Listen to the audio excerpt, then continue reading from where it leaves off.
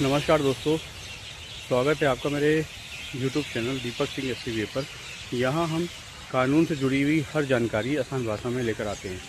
आज हम बात करने जा रहे हैं NDPS एक्ट यानी कि narcotic drugs and psychotropic substance act के तहत आने वाले मामलों में जमानत यानी कि बेल कैसे मिल सकती है और किस वजह से 100 किलो गांजा इस केस में भी हाईकोर्ट ने आरोपी को जमानत दे दी। NDPS एक्ट और उसका महत्व होता क्या है, पहले ये देख लेते हैं। दोस्तों, NDPS एक्ट भारत का वह कठोर कानून है। इस कानून के तहत अगर कोई व्यक्ति कमर्शियल क्वांटिटी में नशे का पदार्थ रखता है तो उसे जमानत मिलना बहुत मुश्किल होता है।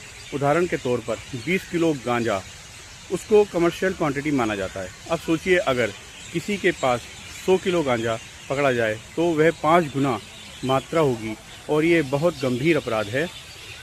और इसके अलावा मैं आपको बताने जाता हूँ एक केस के बारे में जो कि 22 मार्च 2022 का था।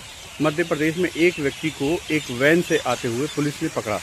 जब पुलिस ने गाड़ी की तलाशी ली तो उसकी जो डिग्गी यानी कि जो बूट स्पेस है उससे 50 पैकेट गांजा बरामद हुआ, जिनका कुल वजन 100 ग्राम था।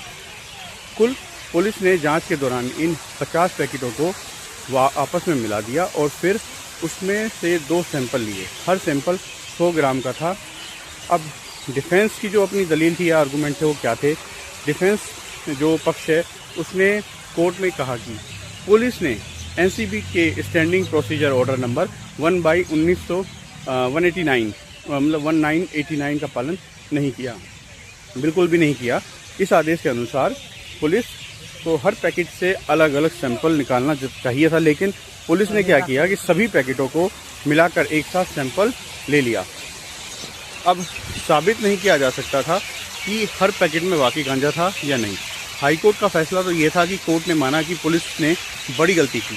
कानून कहता है NDPS जैसे मामलों में प्रक्रिया यानी कि प्रोसीजर सख्ती से लागू होना चाहिए, उसका पालन किया जाना चाहिए।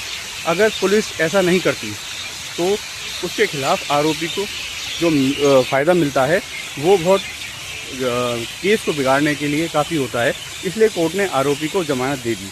साथ ही कोर्ट ने पुलिस के सीजिंग ऑफिसर जिसे सीज किया था उसके खिलाफ कार्रवाई के आदेश भी दिए। सुप्रीम कोर्ट का ये हवाला था कि सुप्रीम कोर्ट में जब मैटर गया तो सुप्रीम कोर्ट ने क्या कहा?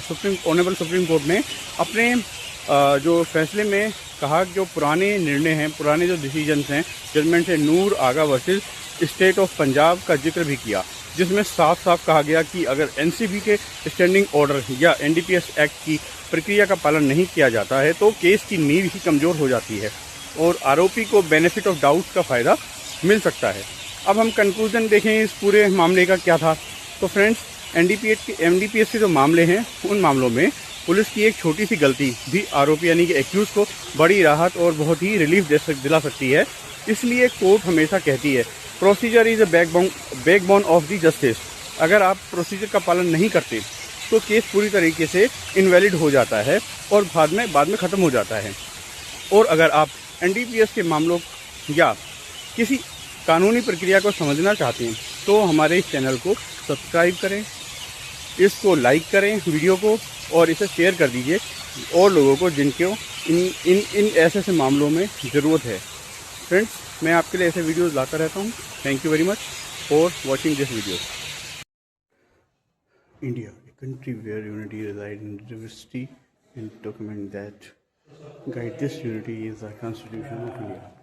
In today's video, we'll learn the full story of the Constitution, its composition, parts, articles, and schedules, which hold India's foundations firmly in place.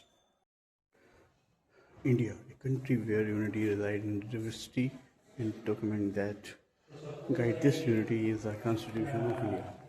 In today's video, we'll learn the full story of the Constitution, its composition, parts, articles, and schedules, which hold India's foundations firmly in place.